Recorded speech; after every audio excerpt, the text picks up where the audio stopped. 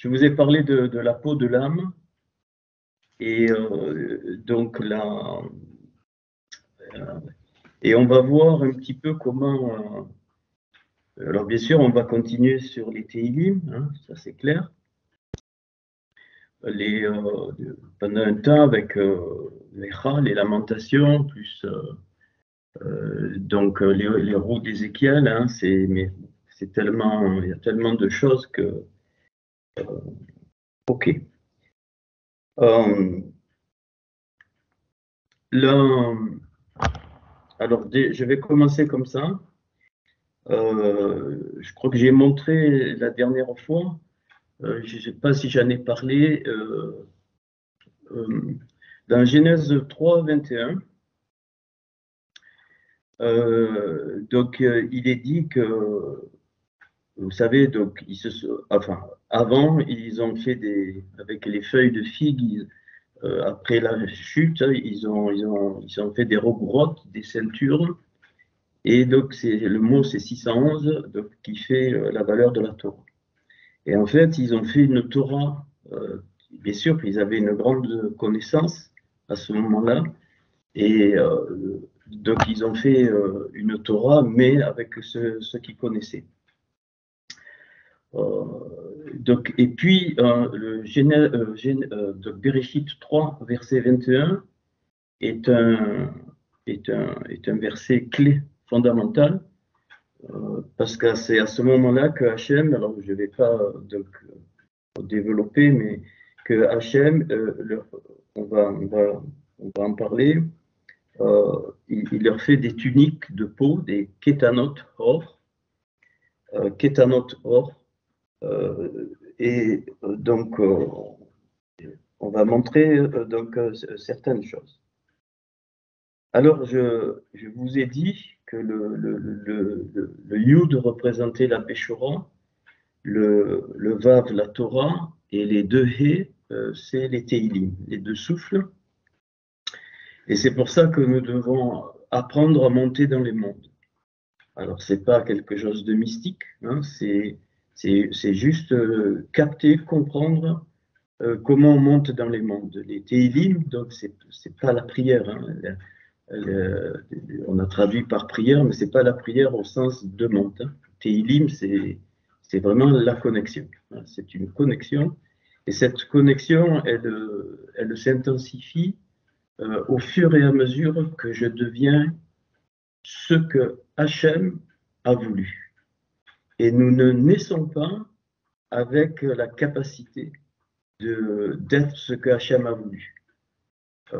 C'est pour ça qu'on est ici sur cette terre. Il nous a fait descendre pour qu'au fur et à mesure, eh bien, la peau, Hor, avec le Ein, arrive à la lumière Hor, Aleph, Vav, Resh.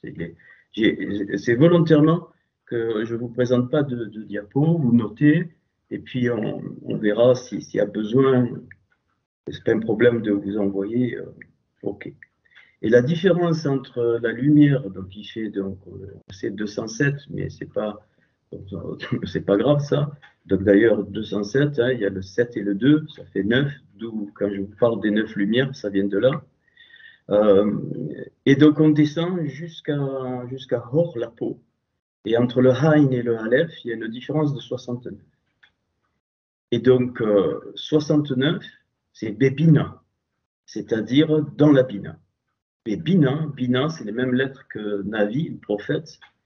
Pas le prophète au sens chrétien du terme, mais le Bain, hein, le Bain, il y a les lettres du fils, de l'extraction, donc Ben, béni, mais Bain aussi, entre, c'est-à-dire c'est pas une séparation, mais c'est une transition. Donc les eaux d'en haut et les eaux d'en bas, il y a le mot Bain, hein, donc les Mahi Meol, donc Bain, et puis les autres Mahi. J'explique un peu pour que vous essayez de comprendre. Et alors, Alors, quand je vous parle de ces choses, c'est tout démontré, hein. Après, je ne peux pas tout vous montrer. Bon, j'en fais pas mal, je crois. Et puis, après, peut-être ça fait une foule de choses dans votre tête. Et, et donc, bon, ça sert à rien non plus de. OK. Alors, euh, on va voir que, en fait, l'arche de Noé est un petit épalalou. Euh, Quand il construit l'arche, c'est un petit épalalou et donc et il donne des clés pour monter. Et c'est pour ça que le seul endroit, quand il lui dit construis une arche à noir, donc noir, il faut le savoir, ça fait 58, tu inverses noir, c'est chen, c'est la faveur. On a traduit par grâce, chen. Donc, c'est le seul endroit où l'arche, alors le mot arche s'écrit Teva, Tav, Bet, He, donc ça fait 407. Et il y a un seul endroit, c'est comme pareil pour la Torah, hein, il y a un seul, enfin, il y a des endroits où dans un psaume en particulier, donc on dit Torah. On a rajouté un tav, donc tav, vav, resh, tav. Donc c'est les deux tav hein, qui ont le mot Torah, quand certains traduisent par les lois au pluriel ou la loi. Mais le mot, il devient He Torah, c'est-à-dire elle est soufflée. La Torah, elle est fermée, hein, et quand on met le He, donc il est soufflé. Là, c'est pareil, il lui dit fais une arche, et quand il dit fais l'arche, il dit Tevat. Tav, Bet, Tav. OK. Le premier Tav, c'est Torah. Tav, Vav, Resh, et. Le Bet de l'arche, Tevat, le Bet, c'est Beshora. Bet, alors, Shora, c'est pareil que Torah, sauf que tu changes le Tav en Shin. C'est pour ça que quand Abel a été tué par Caïn, je vous signale que Caïn, c'est la même racine que Ken, le Ni, et que ça fait 150. Donc il y a 150 psaumes. OK? Eh bien, ils ont eu l'enfant de remplacement. Bien sûr, ça c'est l'histoire, mais on va. Et cet enfant, pas de remplacement, de changement, enfin, de remplacement, c'est pas une substitution. C'est-à-dire que les deux vont ensemble et ils s'appellent Seth, Shin et Tav. C'est-à-dire que, je vous livre ce que moi j'ai compris, hein. Vous trouverez ça nulle part. Et donc, Shin et Tav, ça fait 700, la puissance de la perfection. 7, c'est la perfection, et 700, c'est la puissance de la perfection. C'est quoi? C'est la réunion du Shin et du Tav, c'est-à-dire c'est la réunion de la Beshora et de la Torah. OK. Et le dernier Tav, donc Tevat, Tav, Bet, Tav, donc Torah, Beshora, OK. Et le dernier Tav, Teilim, les psaumes. Teilim, c'est le dernier Tav. Déjà là, tu as magnifique, le signe de la Tevat. La Tevat, donc, ça va être, donc, le Tav, c'est une marque, donc Tevat, c'est donc la marque dans la maison, le Bet, dans la maison de la marque. J'explique, enfin j'explique. Donc le premier Tav, c'est le plus bas niveau. Donc le plus bas niveau, donc j'ai mis les Teilim, et les Teilim nous aident à monter dans la maison. Dans la maison de quoi? De la Béchora.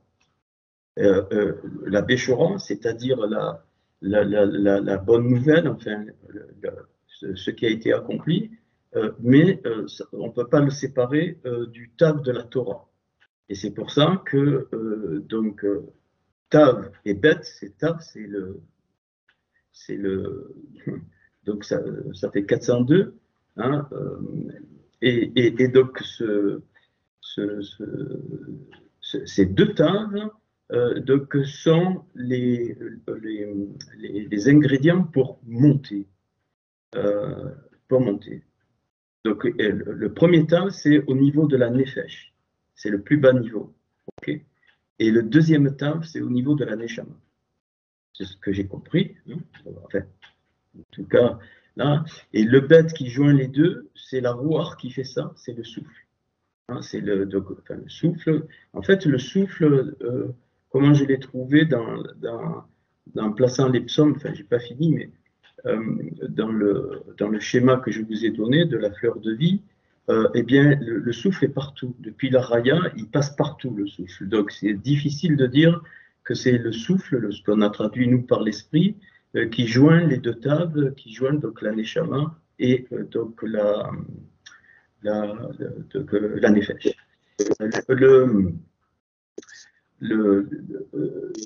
Alors, donc, ça veut dire quoi? Et c'est pour ça que les choses mauvaises, pardon, les souffles mauvais qu'on a traduits par démons, eh bien, les choses se passent par le souffle, toujours. Parce que le tav de la neshama, même s'il est ondulé, même s'il est, comment dire, à cause de la chute, il est déformé, je vous l'ai montré avec le schéma, mais un mauvais souffle ne va pas dans la neshama. Il la pousse, il la déforme, et un mauvais souffle ne va pas dans la nefesh. Hein, il est entre les deux. Il faut bien comprendre ça. Et pourquoi, quand Yeshua il a jeté les mauvais souffles et qui sont allés dans les ports, pourquoi ils sont allés dans les ports? Parce que les animaux n'ont pas de neshama. Donc, ils ne peuvent pas avoir de protection. Ça, Hachem, il a fait comme ça, de protection volontaire, ce qui fait la différence donc, avec l'être adamique. Et ça va beaucoup nous aider à sortir de ce qu'on a connu dans les milieux religieux. Je suis attaqué, Satan il m'attaque. Je vous demande d'arrêter ça. Je l'ai déjà démontré. Hein, s'il n'y avait pas de protection, et la peau est une protection, tu serais complètement détruit. Donc déjà, donc cette arche, pour moi, en tout cas, c'est une partie de lumière là-dessus. Et il y a la paracha de Noach, Bereshit 6, verset 19, c'est une paracha qui s'appelle Noach, Noé, et qui finit donc en Genèse 11, 32. Bereshit 11, 32. Magnifique. Elle comprend pile 153 versets. D'où les 153 poissons dont Yeshua parle. Bien sûr on verra au fur et à mesure les significations, ce qu'on apprend. En tout cas, je ne prétends pas tout donner, c'est trop grand, hein, c'est trop colossal, on peut s'y perdre. C'est la paracha de Noé. Donc 153 est un nombre. La magnifique, le mot qui a la plus petite valeur numérique, pardon, le verset qui a les versets qui ont la plus petite valeur numérique de tout le Tanakh, tous les 39 livres, eh bien, il n'y en a qu'un, et il vaut 153. Tu ne peux pas trouver plus petit, et il n'y a qu'un seul verset qui est au minimum, c'est le 153, il vaut 153. Donc non seulement c'est la valeur la plus petite, mais c'est la seule. Et donc, et ce verset, c'est Esdras, chapitre 10, verset 35. Où il y a 3 noms qui sont donnés. Hein, les généalogies, maintenant, tu les vois d'une autre façon, parce que toutes les généalogies, c'est pour ça que beaucoup de choses tombent dans Chronique, par exemple, fils de machin, ainsi de suite. Il y a de séries partout, hein, partout, et on apprend des choses. Et là, dans Esdras 10, 35, qui vaut donc 153, donc on va le voir, il dit donc Benaya, donc le fils de Ya, Benaya, fils de Ya, mais qu'on peut aussi traduire Banim, c'est construire, fonder, Hein, donc Ya qui fonde, c'est le nom, donc il fait 67. 67, c'est la Bina. Donc, Benaya, tu inverses deux lettres, c'est la Bina, c'est-à-dire le discernement, l'intelligence des choses que je vous ai appris.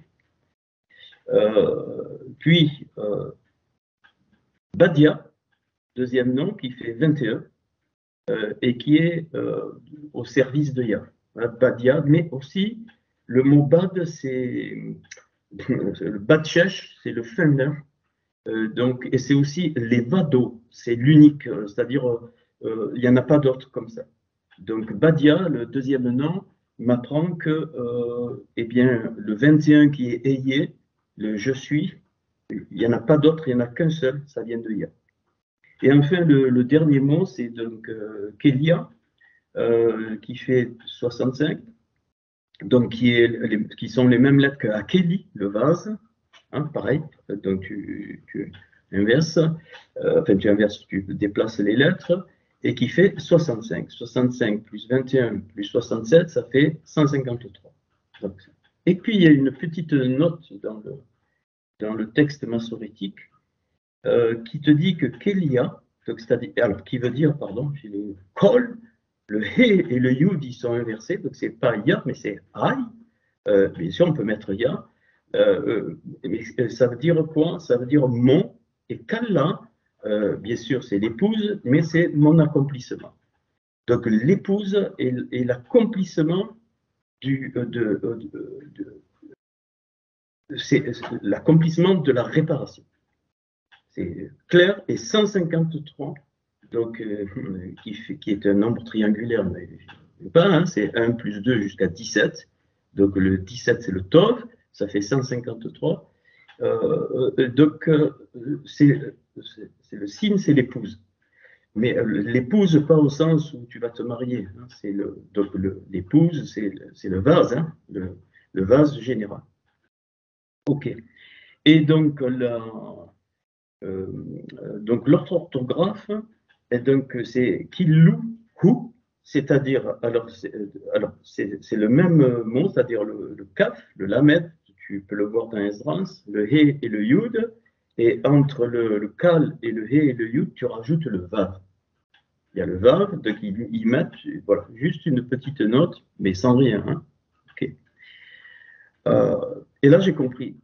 Pourquoi ils rajoutent le vav, enfin, le vav, donc, donc il y a déjà le tout de ya, OK, et on obtient comme lettre, donc en plus du kol, donc le kaf, le lamed, le vav, le he et le yud, donc il y a le vav, le he et le yud. Le vav, c'est la Torah, le he, c'est les Teilim, c'est OK, et le yud, c'est la Béchor. Donc, et mon accomplissement, ça ne peut se faire que comme ça.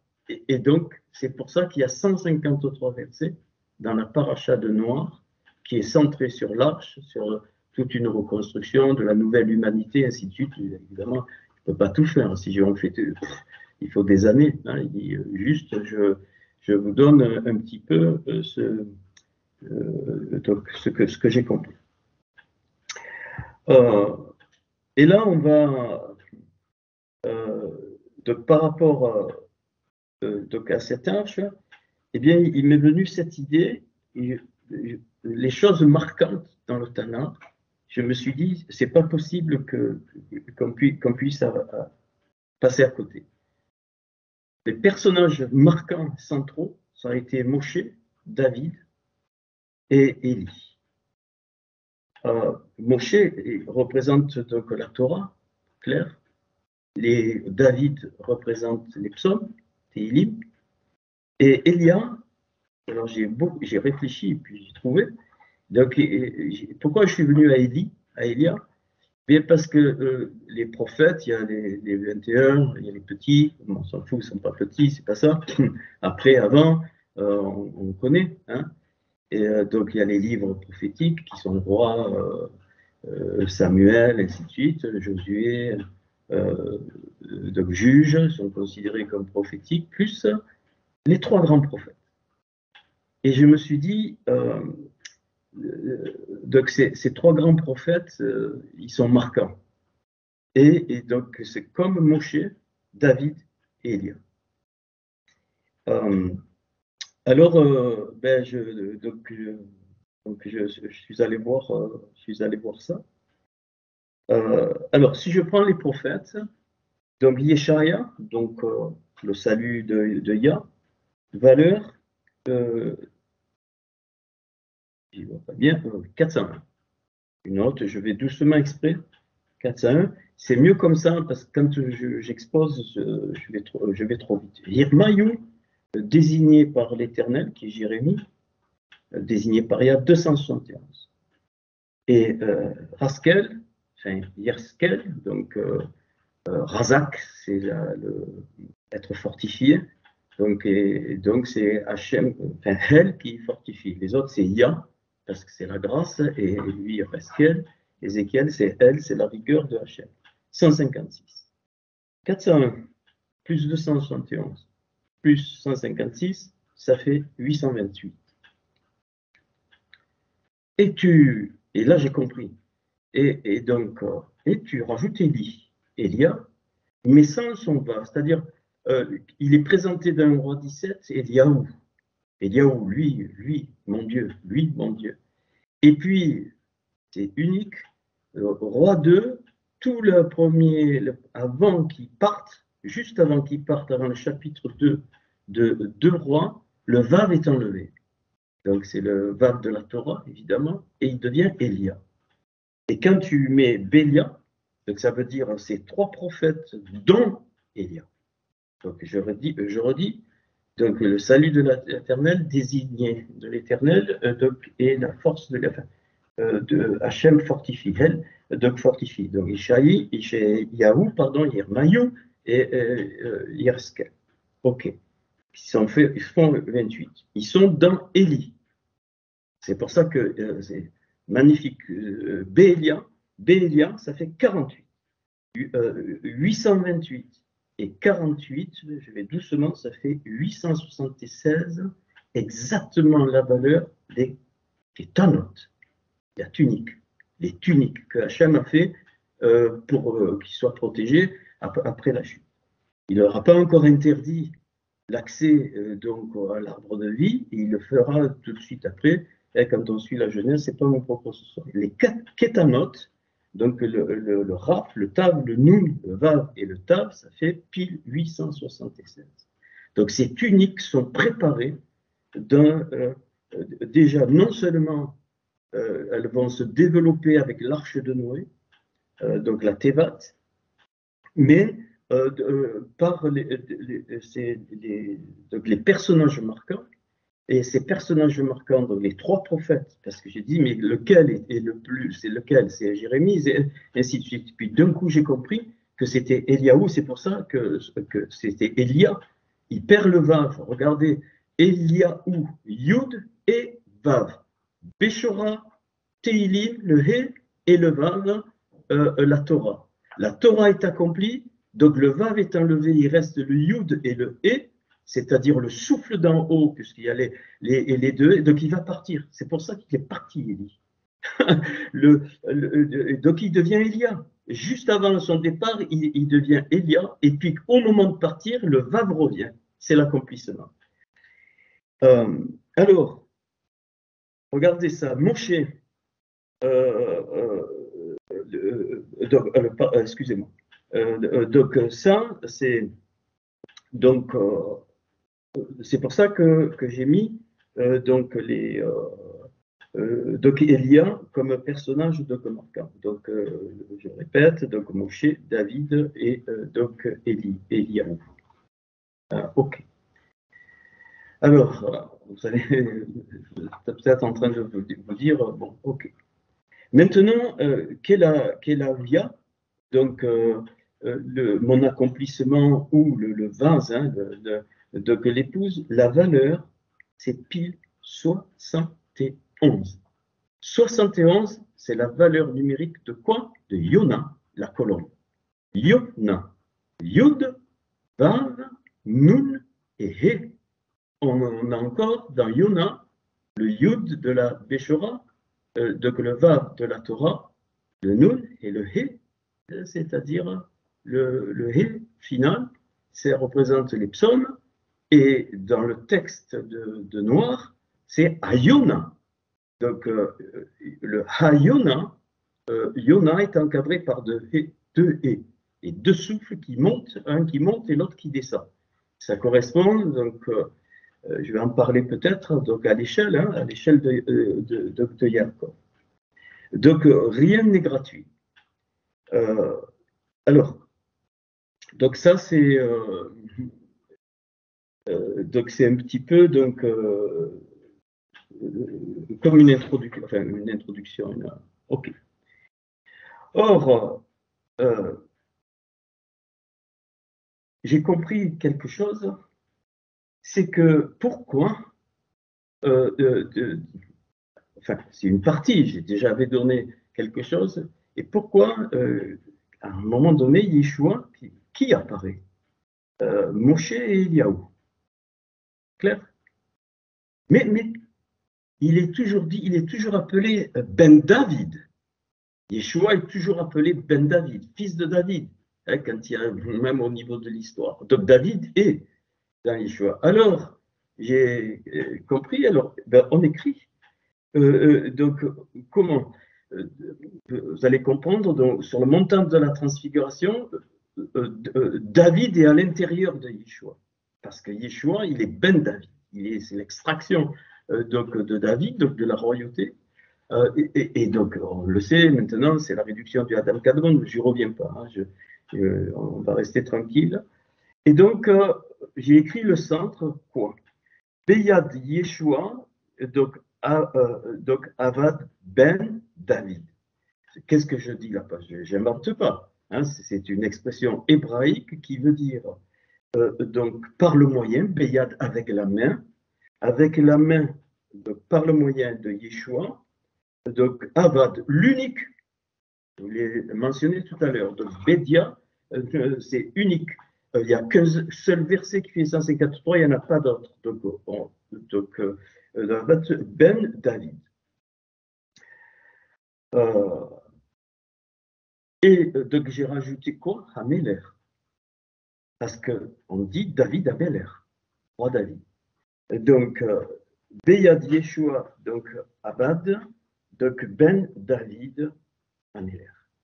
C'est-à-dire, donc, par le moyen de Yeshua, oublier l'homme chrétien, hein, je ne parle pas de ça là, ok, je le redis, voilà. Donc, l'extraction de Ben David, le roi, donc Ameler. Si vous faites donc la somme de ça, alors, faut que je vous donne les détails, mais après vous pouvez vérifier ou je vous ferai la planche. Hein, je ferai la planche. Alors, Beyad, ça fait 16, Yeshua, 386, Abad, donc l'unique, 11, et Ben, donc ça fait 52. Alors, si je ne me suis pas trompé, c'est pas grave, à un près, non, mais je ne crois pas. Hein. Donc, ça fait 465. Vous vérifiez au fur et à mesure, vous avez le temps. Je vais doucement. Ça fait 465. OK. Ça, je vais le mettre devant David Ameller. OK, ça fait 465, on le retient. Maintenant, j'écris Moïse, c'est évident, est lié au trône de gloire. Il avait pas accès au trône de gloire, c'est pas possible, mais il était très très près. Il était quasiment, quand il est parti, il n'est pas revenu, Moshe. Pas revenu. Son étincelle est revenue en Yeshua, hein, parce qu'il est le Mashiach, Moshe, c'est le Mashiach, mais il n'est pas revenu. Il est passé, il était très haut dans la Bina, donc il était dans le bête de la Bina, il est passé de l'autre côté, hein, de la Rochma, c'est fini, hein, et il s'est donné la mort, entre guillemets, c'est-à-dire que quand Hachem, il lui dit, tu regardes le pays, lui, il était en pleine forme, hein, c'est écrit en toutes les lettres, je vous ai déjà parlé de ça, et donc il est parti. Donc, Moshe, Vekisekavod, Moshe est le trône de gloire. David, Améler, le roi, et Eliaou, Anavi, Élie le prophète. Ok. Moshe, 345. David, 14. La valeur. Eliaou, 52. La somme, 345, 14 et 52, 411. Le Tohu. Donc ces trois hommes représentent la réparation du Tohu, du bordel qui a été mis. Et donc le Tohu, Tav, He, Vav. Donc il y a Tav, donc He, Vav, c'est Tohu.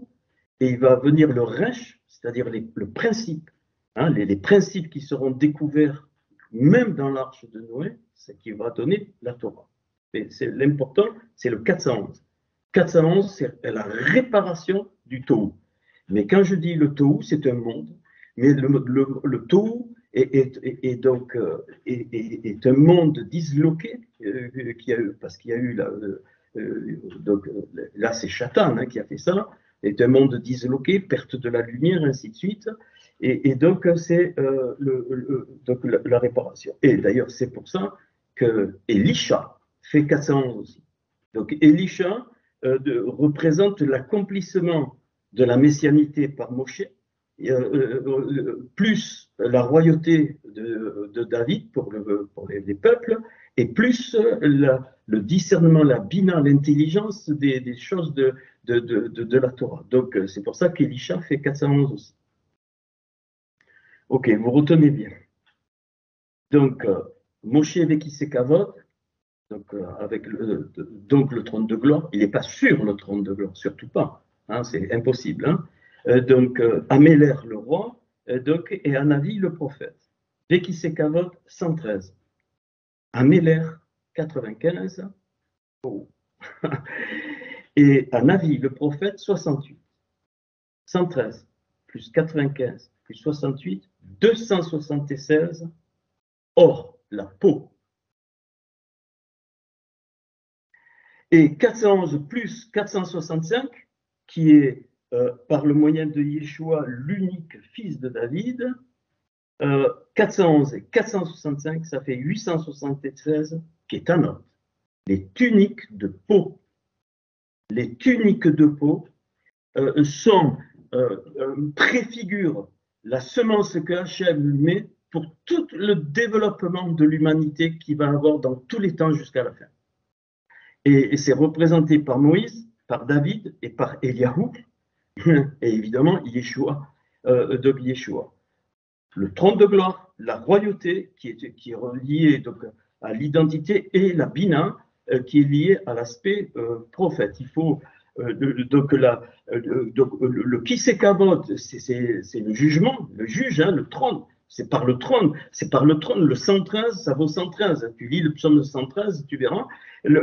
C'est par le trône que le jugement vient, c'est sur le trône que c'est jugé. C'est pour ça que les offrandes, elles étaient faites sur un autel, un misbéar, qui représente un trône qu'on élève. Bien sûr, c'est autre chose, mais c'est ça que ça veut dire. Donc le roi, donc c'est celui qui regroupe. Le vrai roi, le Améler, c'est celui qui regroupe, donc c'est pour le peuple. On est ensemble pour le peuple. Et enfin, le Navi, 68, c'est la parole soufflée. C'est celui qui va de coller le peuple, justement, par la royauté, mais qui va le coller aux choses de Hachem, c'est-à-dire qu'il le fait monter vers le trône de gloire, vers Moïse, vers Moshe. D'où le nom de Mashiach, après, qui fait 358, où on rajoute le Yud et le Ret. Pourquoi? Parce que même Shin, c'est le début de Moïse, excusez-moi, et le Yud et le Ret, c'est la vie. C'est le Ret et le Yud, c'est Chai, c'est la vie, 18. Ça fait donc le Mashiach, eh bien, représente en substance, je ne parle pas d'homme, je ne parle pas de messie à la con, là, de religieux, pas du tout, de la substance du Mashiach, c'est ça. C'est donc le jugement pour la récréativité, donc c'est le rassemblement par la vraie royauté, et c'est la parole soufflée par les vrais prophètes, le vrai prophète qui n'a rien à voir avec quelqu'un qui donne des paroles à tort et à travers. Donc voilà, Moshe, David, puis donc ainsi de suite, ça fait les tuniques de peau. On y est. Alors, à partir de là, la valeur numérique de Bébina avec la Bina, ça fait 69. Bébina. Bet, bet, yud, nun, he. Ça fait 67 plus 2 Bébina dans la Bina, 69. Et c'est pour ça que tout ce qui est donné là, bien sûr, je ne peux pas tout expliquer, mais, parce que je n'ai pas tout compris non plus, mais eh bien, le but et l'histoire de l'humanité, enfin, toute l'histoire, des peuples, des nations, de tout le monde, des individus, évidemment, parce que sans individus, il ne peut pas y avoir un peuple, hein, eh bien, ça va être de remonter de la peau, Hor, Ain, Vav, Resh, jusqu'où à la lumière, donc Aleph, Vav, Resh. Et la différence, c'est 69. Ok. Donc, ces trois personnages, Moshe, David et Eliaou, et leur fonction, et évidemment Yeshua, il ne faut pas l'oublier, qui est au centre. Hein. C'est pour ça que sur la transfiguration, il est dit que c'était plus blanc que le rayonnement du soleil, hein, les habits, c'est ça qu'il nous dit. Hein, donc évidemment, il ne nous l'explique pas. Il s'est entretenu, ça, j'ai une énorme souffrance parce que je n'ai pas la Bémécoire originale. C'est vraiment, des fois je pleure, hein, parce que c'est pas comme la Torah. La Torah, tu es sûr, tu ne touches pas le texte massorétique, tu veux rien, tu es certain. La Béchora, c'est, ben, voilà. Et donc, bien sûr que je démontre que c'est bon, mais je ne peux pas avoir la sécurité. Mais par contre, donc c'est très clair. Hein, donc j'ai compris cette histoire de la transfiguration, c'est ça.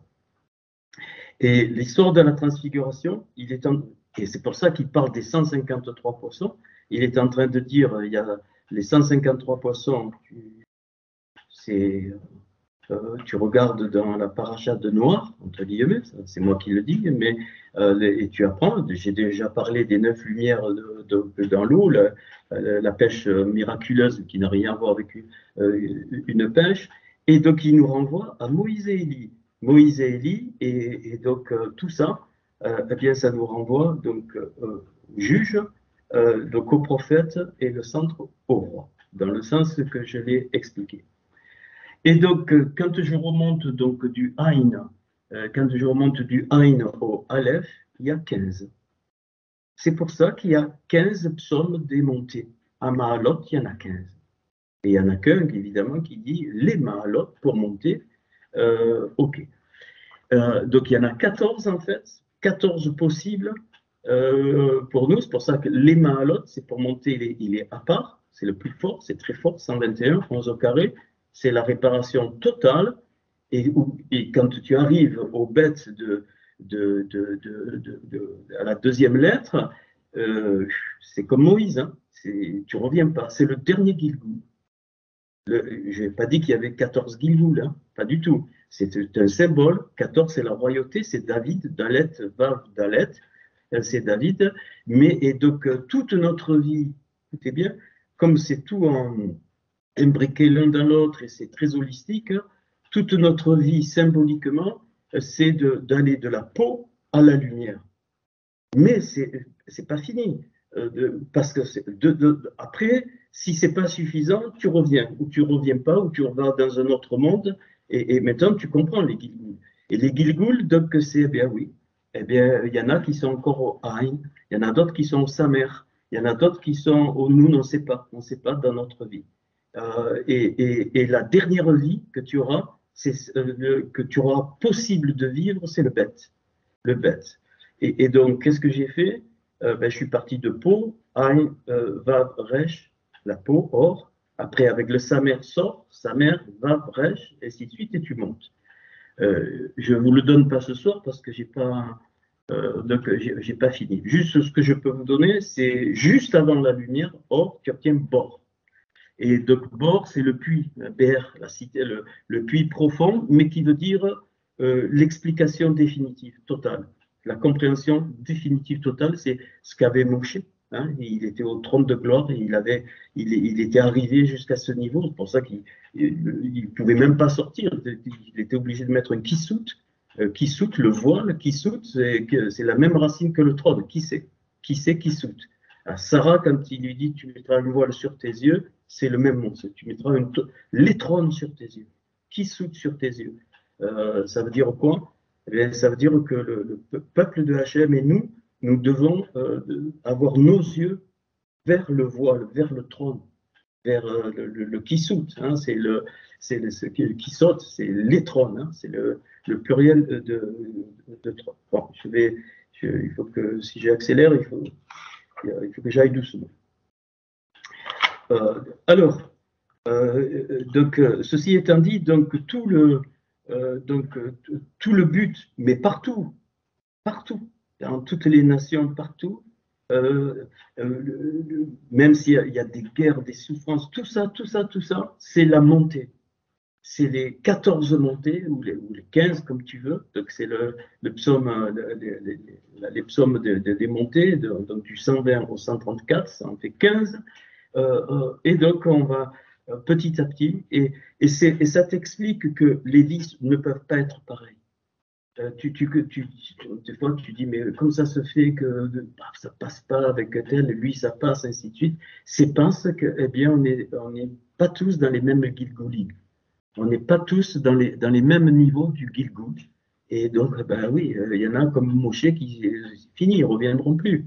Hein, et puis il y en a d'autres, ben, il faudra qu'ils reviennent. Donc, il y a des différences. Et il y a eu toujours des différences.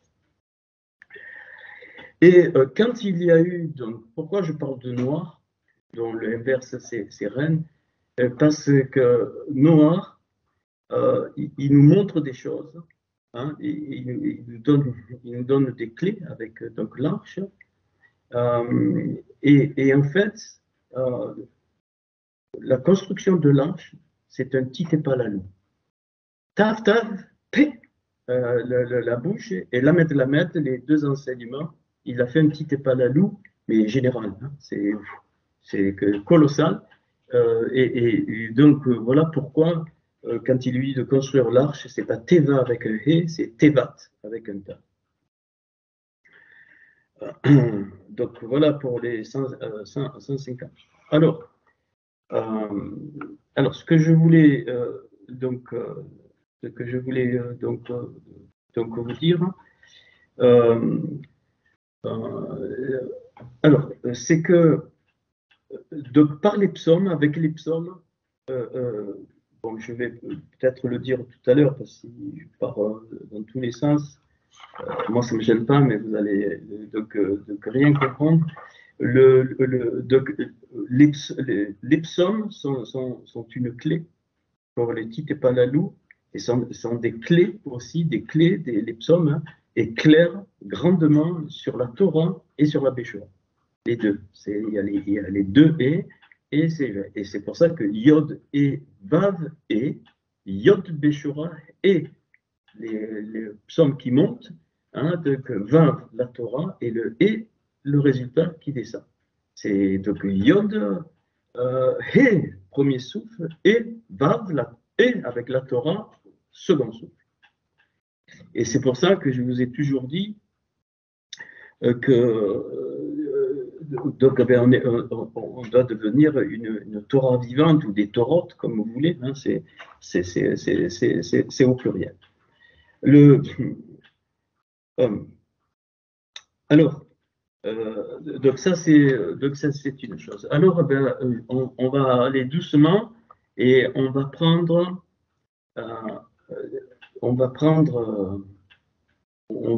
ce texte de Noir. Pas tout, hein, je vais vous donner quelques petits points. Donc Genèse 6.9, donc Bereshit 6.9, donc il est dit que donc Itaïlach, donc noir, donc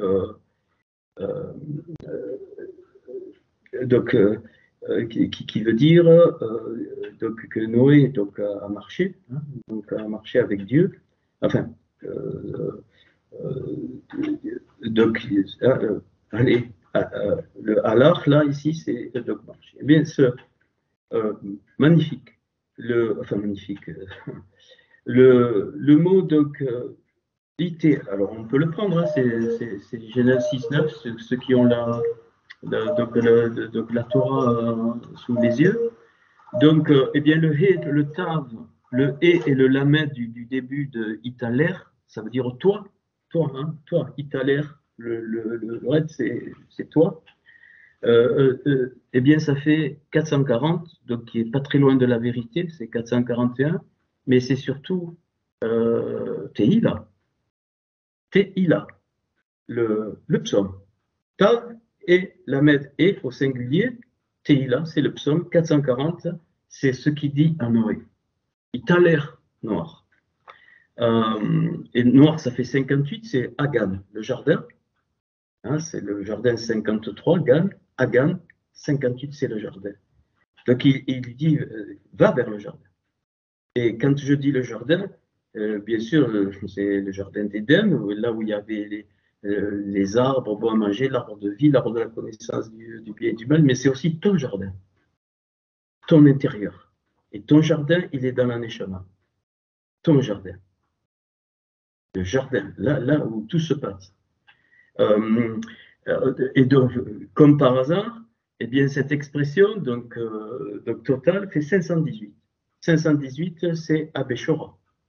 Donc, dès le départ, on le voit dans Bereshit. Dans Bereshit, il y a, je vous sors la Beshora, mais ce n'est pas dans le sens chrétien. Oubliez les évangiles, hein, dans le sens chrétien, oubliez ça. La Beshora, c'est la nouvelle accomplie, hein, c'est la Torah accomplie, c'est la Torah finie. Donc voilà. Puis il est dit, toujours dans ce Genèse 6.9, donc il est dit, « Elle est Toldot Noir ». Elle est, voici, hein, voici, qui est un peu la même. Bon, okay, je ne vais pas m'attarder là. Donc, voici les générations, Toldot, les générations. Les générations de quoi? De reine, noir. Tu l'inverses, ça fait reine. Les générations de la grâce. Mais les générations de la grâce, ce n'est pas les chrétiens. Hein. Les générations de la grâce, c'est tous les êtres adamiques qui ont suivi la Torah et qui ont vécu cette connexion magnifique, parfois même sans le savoir.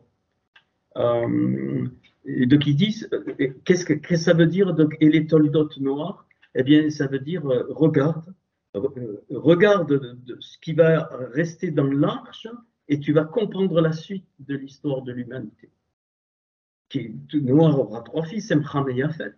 Hein, donc, Sem, c'est le nom, Shem, c'est le nom, qu'on a dit par sémite, Ram, c'est la chaleur, c'est le vivant, et Yafet, c'est l'intelligence. Donc là, tu as les trois, hein, tu as les trois symboles de la Neshama par Sem, de la Nefesh par Ram, la chaleur, et le souffle, roi, par Yafet, qui veut dire beauté. Ok. Toujours dans ce Genèse 6.9, il est dit Noach Ish Tzadik. Noé était Noé, homme, donc juste. Et donc, et juste, ça, il faut le voir, ça vaut 204, c'est d'or, c'est la génération. Donc, en fait, la génération qui rentre dans la Torah, qui comprend que la Torah ne peut pas être vécue toute seule, qu'il faut la Béchora, et que pour faire la jonction des deux, il faut les Tehillim. Donc, c'est donc, je reviens, Moshe, David et Eliaou. C'est donc qui vont, il faudra regarder, mais ça va nous ouvrir les yeux incroyablement. Bon, déjà, j'ai trouvé donc des choses. Alors, Noir 58, c'est Hagan, pareil, c'est le jardin. Hein. Noir ici représente la 311 Ish, c'est l'homme, et Tzadik, donc c'est la génération. Et tout ça, ça fait 573, c'est-à-dire Keli Beshora, le vase de la Beshora. Tous les êtres humains ont un vase préparé pour la Torah et on va se préparer, excusez-moi, pour que quand je pars de la peau et qu'elle se raffine pour arriver à la lumière, bien juste avant d'arriver à la lumière, c'est pour ça qu'il s'est bord et bête, la Béchora commence par bête. Après c'est pas une révélation, après le niveau de la Béchora, c'est fini, c'est le dernier Gilgoul. Voilà. Et c'est pour ça qu'il est dit qu'un jour, donc les Juifs, ils reconnaîtront, hein, ils reconnaîtront, alors pas tout ce que vous savez, mais c'est-à-dire que c'est ça, ils sauront qu'à un moment donné, donc tout est éprouvé, même nous, pour arriver à ce bête, parce qu'au moment où j'arrive, bête, c'est la maison. La maison, je ne reviens pas. Il y a plusieurs demeures dans la maison de mon père. Ça veut dire quoi? Toutes les demeures, c'est la maison. Et on rentre dans notre demeure. Quand on passe de l'autre côté, qu'on rentre dans la lumière, on rentre dans notre demeure. Ça ne veut pas dire qu'on ne fait plus rien que de non. On ne sait pas. On ne sait pas. Personne ne connaît. Hein, personne ne sait ce qui se passe après. Mais ce que je sais, c'est que on continue. Hein. C'est pas comme ici, mais on continue. C'est bon. Je ne sais pas si je vais donc arriver ce soir. Donc, et puis, toujours ce Genèse 6, verset 9, donc, il nous est dit Tamim Aya, donc Bedoratai. C'est-à-dire qu'en parlant de Noé, il était un Tamim, c'est-à-dire quelqu'un d'intègre, hein, de droit, Tamim, plein, complet, Tamim. Donc, Aya était donc dans sa génération. Dans sa génération, 622. 622, tu as compris? Péqueter, dans la couronne. C'est-à-dire que dans sa génération, donc Noé a été celui qui est arrivé au niveau de la couronne. Et il n'est pas revenu, non. Hein. Ça, j'en suis quasiment sûr. Et Tamim intègre 490 la valeur de Athéili, les psaumes. Incroyable. C'est-à-dire que si tu te dispenses des psaumes, ben, pas dans une première lecture, dans le sens profond, 490, c'est 10 fois 49, c'est 10 fois 7 au carré. Donc c'est Tamim, c'est donc la perfection. Tu ne peux pas, si tu te dispenses du souffle montant et du souffle descendant des psaumes, il est impossible de réunir la Torah et la Béchora, non seulement à toi, mais autour de toi. Donc, c'est pas une option. La Torah n'est pas une option, les psaumes ne sont pas une option, et la Béchora n'est pas une option. Quand on la connaît, évidemment. Et donc, 622, Aya, ça fait 20. OK, et donc, je l'ai dit, donc les Tamim, 490, pardon. Maintenant, si je prends donc, le Aya Bédorera, c'est-à-dire il était dans sa génération, ça fait, excusez-moi, donc avec le bet, donc le bet, ce qui veut dire dans couronne, eh bien, qu'est-ce que j'obtiens avec le bet, puisqu'il faut mettre dans, j'obtiens 644. 644, c'est Gal Torah. C'est le dévoilement de la Torah, mais c'est aussi Sulam Béchora, l'échelle de la Béchora. Donc, je te dis que les psaumes sont le dévoilement de la Torah et sont l'échelle qui te permet d'accéder, de monter vers la Béchora. C'est voilà. Et c'est pour ça que la Torah est cachée. Et c'est ce que j'ai trouvé, mais que je vous livre là. Donc, Abad Shesh, le Finlin, c'est 611, c'est la Torah. Donc, Abad, à part, hein, Abad, ça fait 11, et Shesh, ça fait 600, et qui veut dire aussi, c'est pareil qu'une colonne de marbre, c'est la même chose. Donc, la Torah est une colonne de marbre, et donc, la Torah, elle est cachée. Pourquoi? Parce que la valeur de Torah dans la Torah, ça fait 613, 611 plus 2, 613, et c'est pour ça qu'il y a 613 mitzvot, 613 commandements, mais c'est aussi Gad Bad Shesh, c'est-à-dire le poisson de Finlin. Un poisson est caché, tu ne le vois pas. Un oiseau, tu le vois. Un poisson, tu ne le vois pas, il faut aller sous l'eau. Donc, et voilà pourquoi, et les psaumes vont permettre d'aller sous l'eau et de dévoiler ce que la Torah nous dit. Ok. Le 513 de la Péchora, c'est Béouf, excusez-moi, Béouf, Messie. Messie, même Shin Yud, c'est le début de Mashiach, évidemment, il n'y a pas le reste. Messie, c'est la soie. Donc, nous avons deux choses.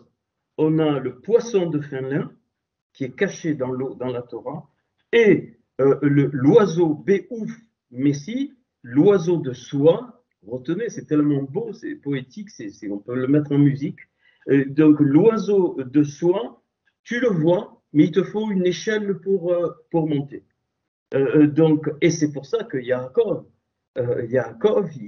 il connaissait la Torah, entre guillemets, parce qu'il est juif, hein, le talon, et Kev, c'est le talon, il a le talon sur la terre, c'est Eretz, c'est la terre, Israël, ok, mais le peuple des cieux, qui sont représentés par l'ensemble des Goïm, y compris avec Israël, il est en haut, c'est un oiseau, et donc, Yaakov, c'est pour ça qu'il a ce songe. Et Jacob, il comprend quelque chose et il voit les anges. Il n'est pas dit qu'ils descendaient, qu'ils montaient, qu'ils descendaient. Donc, lui aussi, il a fait un petit épalalou, mais avec les montées. Les psaumes n'avaient pas été écrits encore de Jacob, mais ça préfigure. Et il dit Soulam, c'est l'échelle de Jacob, la Soulam. Donc, il va te donner Soulam Béchora, 644. C'est donc et donc les psaumes sont l'échelle pour aller vers la Béchora et pour que les choses descendent, hein, donc redescendent. Les anges ils redescendaient, mais c'est pas pour accomplir quelque chose que tu as demandé. J'ai jamais dit ça. Ça fait avancer toute l'histoire de l'humanité. Tout, absolument, tout. On ne sait pas ce qui se passe. Dans la réparation, quand tu es réparé toi-même, ça répare les autres sans que tu saches rien du tout. Voilà, mais je ne veux pas parler de ça. Et ça, c'est voilà pourquoi on trouve le poisson qui est caché, donc la Torah doit être dévoilée, et la Béchora qu'on voit de loin, et c'est un oiseau, mais qu'il faut atteindre. Et donc, voilà ce que. Ça, on est dans Noir, hein, dans Genèse 6.9 avec les valeurs Tamim, Aya, Bedorhaïb, donc il était intègre dans sa génération, c'est ça. C'est-à-dire, c'est pour ça qu'il est dit qu'il marchait avec Dieu. C'est-à-dire, il connaissait non, la Torah vivante, parce qu'elle n'était pas écrite à l'époque, mais il savait donc la Béchora, ainsi de suite. Et si tu remarques bien, les poissons ne sont pas morts. Ils ne sont pas morts. L'eau a tout tué, sauf les poissons. La Torah ne peut pas mourir. Les oiseaux, une part sont morts, sauf les oiseaux qui sont restés au-dessus de l'arche. Ils ne sont pas morts. Ils ont trouvé, ils se sont appuyés, ils ont dû insérer, mais tous les autres, ils sont morts. Donc, on a une belle image hein, donc de la descente et de la montée, c'est-à-dire descendre dans l'arche à tous les niveaux. Ça, c'est les poissons, le poisson, aller trouver les poissons cachés. Et puis, avec ça, on ne peut pas enlever les deux. Eh bien, on monte vers l'oiseau de la pêche. Et donc, c'est pour ça qu'il est dit Het ha Elohim, donc il est repris, donc Atiler, donc, et donc Et Elohim, c'est exceptionnel, Et Elohim, pardon, à Elohim. On ne dit pas Et Elohim, on dit Elohim, point final. Et, tout le contenu d'Elohim. Il est dit Et, c'est-à-dire que tout le contenu d'Elohim, et ce sont les Elohim qui ont donné pour nous ces trois fondements, Béchora, Torah et Tehilim. C'est pour ça qu'il est dit Et à Tehilim, sinon on ne comprend pas. Mais toi, marche noir. Toi, marche noir. Toi, marche noir, encore 518. Donc, c'est la Béchora. Et quand tu rajoutes la valeur de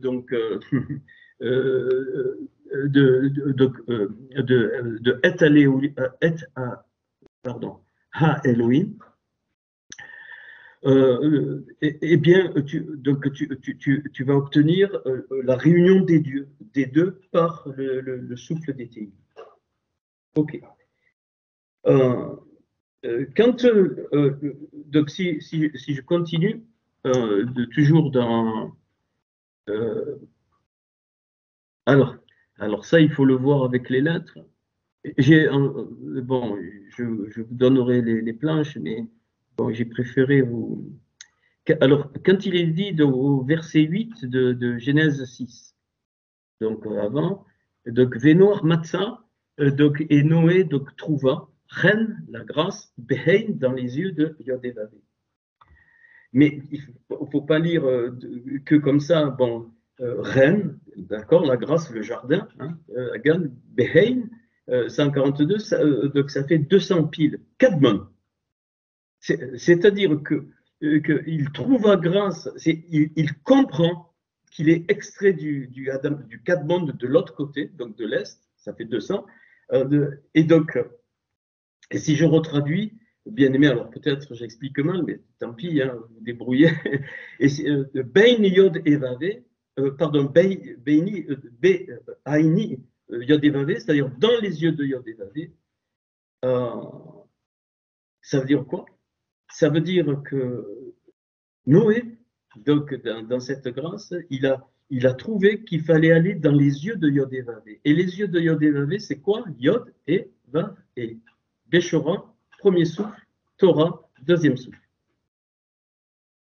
C'est pour ça que je vous ai... Donc, Noah, ce qu'il a fait, sans savoir, hein, il a joint la Torah et la Béchora par les deux souffles, le souffle montant et le souffle descendant. Ok. Et puis, il lui donne un ordre dans Genèse 6,14. Il dit, écoute, tu vas faire tu vas faire donc l'arche. Tu vas faire l'arche. Tu vas la faire en cellules. Kinim. Kof. Kouf. Nou. C'est pour ça qu'il y a le fameux psaume où il est parlé de Cana. C'est les mêmes lettres. Il te met le kouf en grand.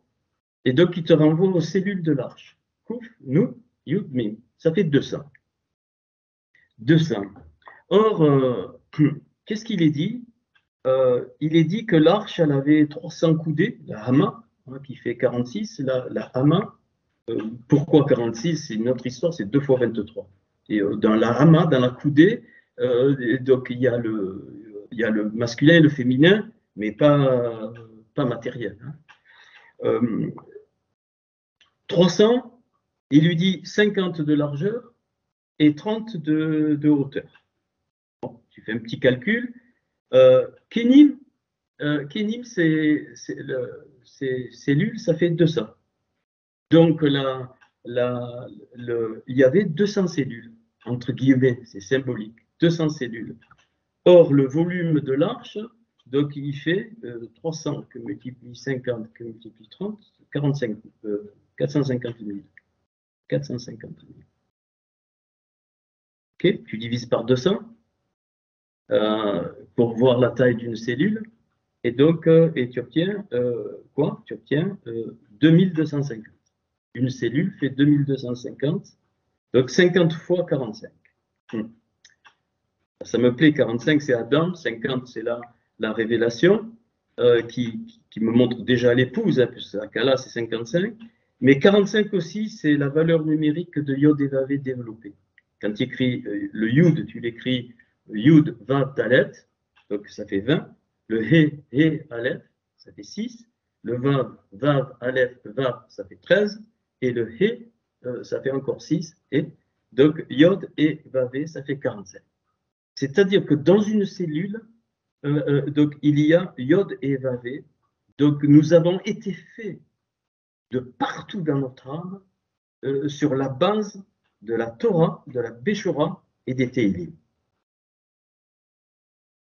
La petite. Et voilà que 2250, taille d'une cellule en coudée, à main, c'est 10 fois 15 au carré. Ok, tiens, 15 c'est Ya, mais c'est aussi les 15 psaumes de montée, mais c'est aussi 15 fois 150.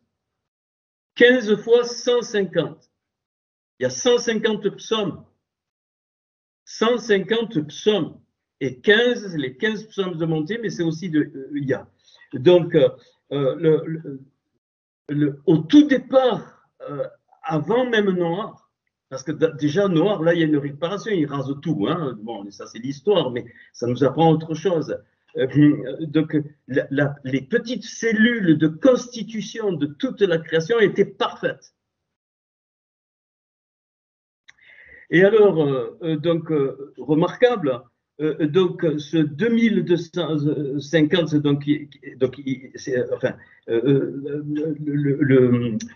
excusez-moi,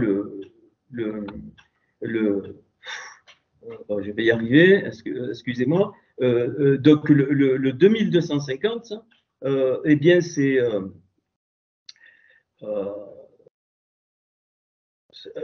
excusez-moi, c'est 2250, excusez-moi, c'est 45 fois 50, d'accord? On est d'accord. Donc c'est 5 fois 450, excusez-moi, hein, parce que j'ai des notes un peu partout. 5 fois 450, alors, et là on y est, hein, 5 fois 400, donc il y a les psaumes, 5 fois 450, donc il y a les 5 niveaux de l'âme, les 5 mondes, donc ok. Et 450, c'est Kol Aneshama. Toute la Neshama. 450. Donc, les cellules de l'arche représentent, il y a plein de choses qui représentent les parties de la Neshama. Et donc, quand le 450, eh bien, tu le ramènes donc, à la fameuse taille, la grande taille de l'arche, mais tu retrouves les mêmes dimensions en tout petit. Tu vas trouver, si tu divises, on va trouver le 450, tu divises par 10, ça fait 300 devient 30, 50 devient 5, et 30 devient 3. Hein, c'est pas un jeu, c'est comme ça, c'est le 450. Et bien, tu obtiens donc 3, 5, 30, que multiplie 5. Le 30, c'est le Lamed, le 5, c'est le He, et le 3, c'est le Gimel. L'Ahag.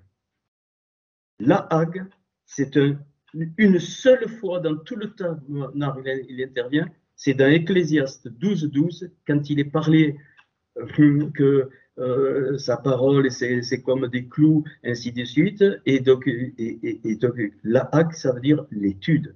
Il dit que l'étude, elle est fatigante pour Bachar, pour la chair. Ah. L'ahag, Lamed et Gimel, ceux qui connaissent un peu l'hébreu, vous y allez. Je peux vous le lire, mais je vois l'heure qui tourne. Voilà, Qohélet 12, 12. Donc, il vient de dire que la parole, c'est comme des aiguillons qui sont comme des clous. Hein. Et alors, il est dit, juste le verset avant, Béali, donc par les maîtres, hein, c'est des clous qui sont plantés par les maîtres et qu'ils ont fait assez forte des recueils, des ensembles. Donc, c'est une construction. Donc, assez forte, et il est dit Nitenu, qui sont donnés Méroé, c'est-à-dire d'un berger.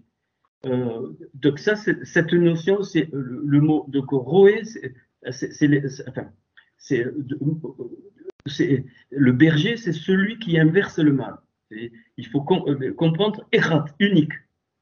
Ok. Et puis il dit donc Veiten et en plus donc alors Méama de eux, enfin de ses maîtres, il dit béni donc mon fils donc Azéar attentif donc et shoot faire Sepharim, fait des livres Sepharim et Sepher ça veut dire compter, va compter et Sepharim ça fait donc la valeur excusez-moi, hein, je suis un peu fatigué, de 390, c'est la Neshama. Neshama. Il lui dit en abondance, vas-y en abondance, parce que Einkent, donc sans fin, et donc et c'est là qu'on trouve le mot les hags, et donc une étude en abondance. Eh bien, fatigue, le mot fatigue Bachar la chair. Alors, je ne sais pas si je le fais maintenant, parce que je voulais vous faire que l'arche, elle devait être enduite de gopher donc à l'intérieur et à l'extérieur. Mibeit, dans la maison, ça veut dire, on traduit ça par à l'intérieur, dedans, et dehors, ouais, je le fais maintenant, umitrutz. Umitrutz, aïe aïe aïe. Là, tu comprends. Route, ça veut dire en dehors, extérieur, 144. Les 144 premiers psaumes qui n'incluent pas les 6 à part à la fin, et comme il y a le vav, V ou misrot, 150. Donc, les 150 à l'extérieur, ça veut dire quoi? Ça veut dire que les 144 premiers psaumes vont être utiles pour regarder à l'intérieur, mais il faut régler de l'extérieur, pas ce qu'il y a eu la chute. Et donc la nefesh a pris donc une place importante, je vais vous montrer. Et la nefesh, c'est ça qui donne la vie à la bachar. Et donc, quand l'Ecclésiaste 12, il parle du lag, l'étude, il n'est pas en train de dire, écoute, ne te fatigue pas dans l'étude. Il dit, non, non, non, non, non. L'étude, quand tu vas dans l'étude pour construire la neshama, ça va massacrer la chair. Ça va massacrer tout ce qui doit être reconstruit. Et donc là, tu comprends. Et c'est pour ça qu'il y a une foule de psaumes, j'ai noté quelques-uns, je vais en parler tout à l'heure, où David parle de Nefeshi, Manefesh, il parle de Manefesh. Parce que c'est par là, obligatoirement, comme on est tombé dans ce monde, c'est par la Nefesh que ça va se passer. Et tu ne peux pas accéder, écoute bien, la Nefesh ne peut pas accéder donc à sa propre mort, pas qu'on n'aura plus de Nefesh, à la réparation de sa propre mort, si elle ne comprend pas qu'elle ne peut pas monter sans les psaumes, elle ne peut pas. C'est-à-dire sans les souffles, elle ne peut pas. Même si tu n'as jamais lu les psaumes, c'est pas ça le problème. C'est le principe des psaumes, de la Teïla. Le principe de la Teïla, c'est pour la Neshama. On est obligé de passer par la nefesh. Quand je lis la Torah, j'utilise mes yeux. Et mes yeux, c'est la nefesh qui lit, c'est pas la neshama. La neshama, elle est à l'intérieur. Et c'est pour ça qu'il dit, tu enduis dehors et dedans. Les deux. Il faut les deux. La nefesh aussi doit être réparée. Et les deux, mi-beit au-dedans, ça fait 462. Et je vous l'ai dit, donc, Umirutz, donc, et en dehors, 150. Les deux, ça fait 612. 612, c'est quoi? C'est Brit, l'alliance. Voilà pourquoi il y a eu l'alliance après l'Arche de Noé. Et donc, et cette alliance, en fait, cette alliance, elle te dit que tu vas être construit, réparé dedans, mais ça passe par le dehors. Et quand ça passe par le dehors, et donc le dedans, ben tu vas trouver la Torah, c'est le poisson caché. Le dehors, il va regarder vers quoi? Vers l'échelle pour monter en haut. Et c'est pour ça que le souffle peut descendre. C'est magnifique. Et maintenant, je comprends pourquoi je me suis acharné à vous dire, mais tu n'as rien à faire, tu as juste à être ce que tu es. Ce que tu es, ce que Hachem a voulu, pas ce que tu es dans ta nefesh. Et le combat, il est là. Le combat, il est là, c'est que on cherche des tas de trucs, et on croit être vraiment même dans la parole, tout ça, et on est à côté de la plaque complètement. C'est pour ça que la religion est complètement à côté de la plaque. Ta nefesh, elle te sert uniquement pour pouvoir voir les choses matérielles qui sont une image de l'intérieur du mibeit à l'intérieur. Trop beau. 150, je ne m'attendais pas à ça. Je dis, mais c'est les psaumes, c'est évident. 144 en plus 6. C'est-à-dire les 6 à part. Les 6 à l'extérieur que je vous ai mis, où le 150, il dit Alléluia. Donc, Alléluia, alors on a traduit par louer, mais Alléluia, c'est pas louer, hein, c'est fais la montée. Hallel. Le He, Lamed, Vav. He, Lamed, Vav. Ya. Yud et regarde. Alléluia. Donc, He. Et ça finit par E. Lamed, Ya, le Yud. Avec le Vav. Wow. Alléluia, tu as les deux E des Tehillim, le Yud de la Béchora et le Vav de la Torah. C'est ça, la montée. C'est ça, c'est pas je te loue, Seigneur. Tu crois qu'il a besoin d'être loué, le Seigneur? Non, mais il faut arrêter ça. Non, mais il rit, hein, franchement, il doit rire. Enfin, je ne sais pas s'il rit, mais il est Hachem. Qu'est-ce que tu veux? C'est comme je te bénis, Seigneur. Je vous ai appris Barourata Hachem. C'est pas je te bénis, hein. C'est tu es la source de la bénédiction. Et là, pareil, Alléluia, c'est pas je te loue. Il te dit, mais j'ai pas besoin d'être loué. C'est moi qui t'ai créé et je suis Hachem, point final. C'est la montée. C'est la montée par le premier enseignement, c'est ça, par la néphage. Et tu montes et tu reçois l'enseignement d'en haut, donc c'est les lumières, et donc le vav de la Torah, et ça redescend. Ça redescend un second souffle, pas avec la Béchoa. Bon, je ne veux pas trop m'attarder, parce que si je pars, je suis speed, là. OK. Donc, l'étude. L'étude, ça ne veut pas dire forcément aller comme je fais moi dans la Torah. Mais l'étude, ça veut dire la réflexion, l'ahag. L'ahag, ça fait 38. Alors ça, je reviendrai là-dessus. Donc c'est 37, tu vas me dire c'est facile. Alors psaume 37 est à voir, très important, plus Aleph. Donc 38, ça veut dire quoi? Le 37, c'est la valeur alphabétique du Yeshua, c'est-à-dire du principe. Le principe de la libération. Yeshua, c'est la libération qui est devenu donc Yeshua. Et donc, c'est par l'étude. Là, bah, bien sûr, si tu as envie d'étudier, tu étudies. Mais l'étude, c'est comment dire, c'est la recherche intérieure. C'est rentrer dans sa maison, hein, par l'extérieur. Et bien et c'est pour ça qu'on dit l'erlera, va pour toi, va à l'intérieur, va dans ton jardin. Va dans le Hagan. Et le peuple doit aller vers le Hagan, le jardin évidemment d'Éden, mais qui n'est pas un lieu physique de notre planète, mais qui est un lieu dans les mondes d'âme. Bon, je vais passer des choses parce que sinon je vais pas m'en sortir. Alors, je vais le faire, je crois, maintenant, puis je reprendrai là, mais si je le fais maintenant, je ne vais pas y arriver. Je ne vais pas y arriver. Alors, comme des perroquets, pardon, hein, je ne suis pas... Comme des perroquets, Galates 5, et j'ai pas le texte original, c'est dommage, mais j'ai trouvé. Galates 5, versets 19 à 21.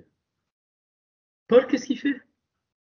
Il dit, ne marchez pas, ah tiens, suivant la quoi? La Bachar. Ah, la chair. Et qu'est-ce qu'il donne? Il donne 15 noms. 150 psaumes. Chaque nom qu'il donne, tu peux aller dans un psaume. Ou plusieurs. Alors, nous, on a traduit débauche, impureté, dérèglement, enfin, tout ça, et puis tous étaient là en disant, là, ok. Après, je suis obligé de... Alors, je ne vais pas le détailler, mais je vais vous faire donc un tableau, certainement. Alors, le premier mot qu'il donne, il dit « Newfim ». Alors que tu trouves, j'ai tout mis toutes les références dans la Torah, évidemment. Donc, j'en donne quelques-uns. Exode 20, 14, c'est les adultères. Hein, donc, les adultères, donc c'est Néophim. Et donc, ça fait 181, donc la valeur. Et l'adultère, bien sûr, il y a l'adultère physique, mais oublie ça. Hein, donc, l'adultère, la religion est le plus grand adultère qui puisse exister par rapport à Dieu. Le plus grand. C'est le viol de l'épouse, hein, carrément. C'est vraiment, c'est le refus d'être dans le kéli, dans le vase qui forme de l'épouse. Alors, tu trouves Naïfim dans le psaume 50, verset 18. Jérémie 9, chapitre. Après, il parle de la prostitution, les zanotes. Le deuxième, hein, il dit, voilà, donc zanotes, donc ainsi de suite, qui est la prostitution, c'est quasiment, c'est presque la même valeur que la bina. La prostitution, c'est les faux prophètes. Ce sont des prostituées. Total, ils prostituent leur entourage. Ok, bon, j'ai pas trop la touma. On a traduit par impureté. Touma, c'est le blocage. Hein, Atum, c'est le mot atome en hébreu, ça veut dire fermé. Hein. Un atome, c'est quelque chose qui est fermé. Atum, donc Touma, eh bien, c'est bouchon. Puis il parle du zima, c'est-à-dire le crime. Alors, le crime, valeur numérique 52. Tout ce qui vient de Eliaou, très peu le supportent. C'est pour ça qu'il a dû confronter, là je descends de niveau, je descends un petit peu pour qu'on comprenne, il a dû confronter les prophètes d'Astarté, de Baal, tout ça, de bien comprendre. Et quand je dis Eliaou, c'est pas forcément un homme. Hein, et c'est pour ça que Eliaou, qui représente le Hanavi, obligatoirement, c'est une vraie artère prophétique, enfin, dans le sens de la Torah où je vous l'enseigne, forcément, c'est obligatoire que tu vas susciter de toutes sortes de choses mauvaises donc, autour de toi. Donc c'est Zima, c'est ce que j'ai trouvé enfin, d'un Galate, c'est traduit du grec. Bon, j'ai réussi à aller dans les mots hébreux sans pas trop toucher. Puis il parle de l'idolâtrie, la Vodazara. Alors oui, alors Zima, tu trouves Psaume 21, verset 12, Psaume 26, verset 10, Psaume 119, verset 150, Psaume 139, verset 20. Bon, je vais vous faire un tableau, sinon on ne va pas s'en sortir. Alors, juste, je vous donne ça. Le 6e, Élim, donc, c'est-à-dire toutes les idoles. Alors, et les idoles, il y en a des paquets, hein. C'est pas que les idoles en carton ou en bois, ou pas du tout. Les Élim, donc, valeur numérique 121. Donc là, c'est une clé, d'où le psaume 121. Les Élim, tu peux pas. Si tu ne montes pas, tu es forcément idolâtre. Obligatoirement, même sans le savoir, même en pensant ah non, pas du tout, moi je fais rien. Si. Parce qu'il faut monter. Si tu ne montes pas, ok. Bon, on trouve, donc, excusez-moi, donc ce Élie, alors, donc je le renvoie. Les idoles, donc je vous dirai pourquoi. Alors, psaume 96, verset 5, psaume 97, verset 7. Mais c'est les Élim, c'est pas très loin d'Elohim, hein, le nom, mais c'est les Éli. Il y a un lamed, il y a deux yud, enfin, Elim, ça vaut 121, donc c'est le psaume des montées. Mais parce que Nefeshi, ma Nefesh, est remplie d'Élim, pas à l'intérieur d'elle. Elle a les portes ouvertes à beaucoup d'Élim. Beaucoup. Alors, tu vas trouver Nefeshi, ma Nefesh, 90 fois dans les psaumes. Toute seule, hein, rien que le mot tout seul. Plus quand il est conjugué, ainsi de suite, tu en trouves encore plus. 90 fois. Et donc, donc ces 90 fois apparaissent dans 104 psaumes. 104 psaumes, et 104 psaumes, tu as compris, hein, c'est Béhémouna, c'est-à-dire c'est contre le principe de la Émouna que personne ne peut connaître qui vient de Hachem. Eh bien, ce sont des portes de la Nefeshi et qui font rentrer des mauvais souffles qui vont bien, froisser, onduler, perturber la Neshama. C'est le plus qui sort, 90 fois, 104 psaumes. Je t'en donne quelques-uns, psaume 3, psaume 6, psaume 7, psaume 38, bon, il y en a plein. Je vous ferai un petit tableau jusqu'au psaume 120, 146, 143, il y en a 104. Pardon, il y en a 90 ou 104, j'en sais rien. Enfin, il y en a un nombre comme ça. Bon, après, il parle des combats, des luttes, des perturbations. Tous les mots hébreux, je les ai, mais je ne vais pas. Alors, je donne juste donc un des derniers, c'est le 13 ou le 14, je ne sais plus. Enfin, il y en a 15. Donc, Marlowe Roth, donc, qui est en fait les divisions. Hein. Et les divisions, c'est 584, c'est exactement la même valeur que Pekudat. Pekudat, c'est le jugement, et c'est lié à la bouche. La bouche, c'est le Lachon Hara, mais qui n'est pas la médisance chrétienne, on s'en fout de ça, c'est pas ça. Hein. C'est que on ne comprend pas que eh bien, le langage le langage de la néphinge, à cause de ces portes dont j'ai parlé, eh bien, a une grande faiblesse depuis la chute, eh bien, a bloqué donc, les mauvais souffles qui sortent donc, par la bouche. Donc, ok, c'est pour ça que Jérémie dira donc, il me tue par la langue, hein, donc on le sait, mais ça c'est donc au premier niveau. Bon, alors, je laisse cette parenthèse, donc sachez que c'est pas gratuit que Paul nous donne ces 15 éléments du poids de la chair du Bachar. Alors, je vais continuer. Puis, donc, ouais, ok. Alors, il lui dit de faire une tsoar à l'arche, 6-16, donc une ouverture. Il lui dit de faire donc une ouverture. Ok. Donc tu feras ainsi de suite l'étave à l'arche. Donc Veet donc à main donc et petite donc d'une coudée. Tekalna. Donc ça c'est tu la finiras, tu l'accompliras. Donc par le dessus, de dessus. Et donc une porte ou pétard. Donc pétard c'est la porte. Et donc Betsida, donc sur son côté, Betsida, pardon, sur donc sur son côté. Alors sur le côté, c'est d'où vient la justice. Hein. C'est donc une porte. Donc une porte, ça s'ouvre, ça se ferme. Une ouverture, ça s'ouvre pas et ça se ferme pas. Tu peux rien. Ok.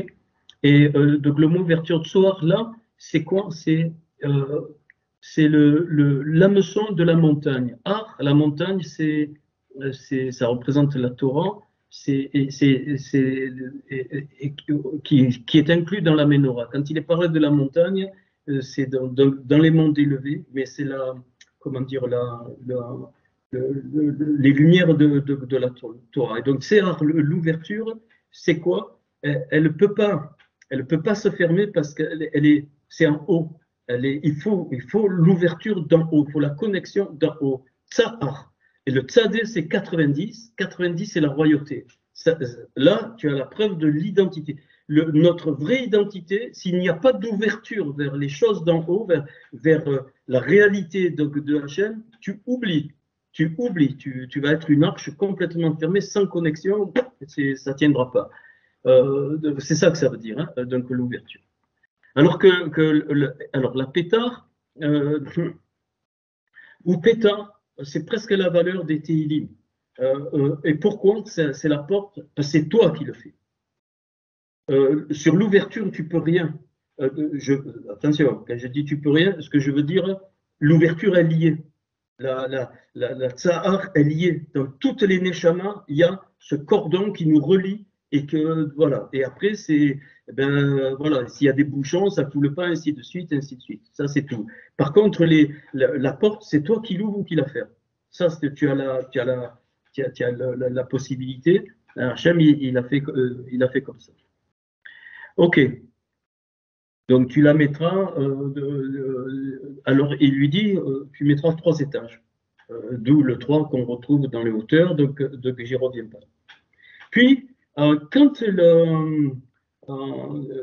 alors, excusez-moi, donc très intéressant, je sais pas, hein, mais alors là il faut un peu. Enfin, pas comme il faut, je sais pas. Chapitre 8, verset 6, quand c'est fini, enfin, le truc. Alors, si vous remarquez bien, quand les eaux vont décroître, bon, je vais en parler peut-être tout à l'heure. Alors, je reviens un petit peu donc en arrière. Voilà. La valeur numérique de tout, donc de tous les psaumes, je trouve un seul passage qui a la même valeur, à partir de Genèse, Bereshit 7, 22 jusqu'à Exode 5, 18. La valeur, c'est 4 937, on s'en fout. C'est exactement la même valeur. Et Genèse 7, 22, c'est quoi? Il détruit toute chair, ainsi de suite. Qu'est-ce qu'il est dit? Et il y a eu 150 jours. 150 jours. Je le prends en français si tu veux. Bon, en hébreu, c'est pareil. Hein, enfin, c'est pareil. Pas tout à fait. Voilà. Tout ce qui avait respiration, souffle de vie dans ses narines et qui était sur la terre sèche mourut. Tous les êtres qui étaient sur la terre, ainsi de suite, ainsi de suite. Les eaux furent grosses sur la terre pendant 150 jours. Donc, il nous renvoie au psaume, évident. Hein. Et donc, bien sûr, là, c'est l'histoire de matériel, mais quand il est dit qu'il a tout détruit, c'est quoi? C'est toutes les portes de notre nefesh.